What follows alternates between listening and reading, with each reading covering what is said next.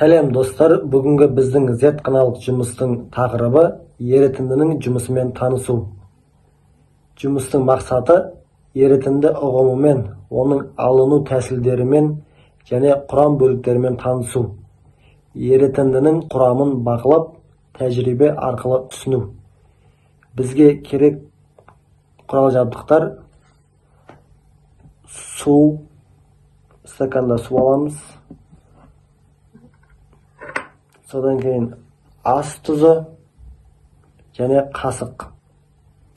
Енді жұмыстың орындалу ретіне көшсек, алдымен стаканға шамамен 100 мл таза су құйып аламыз.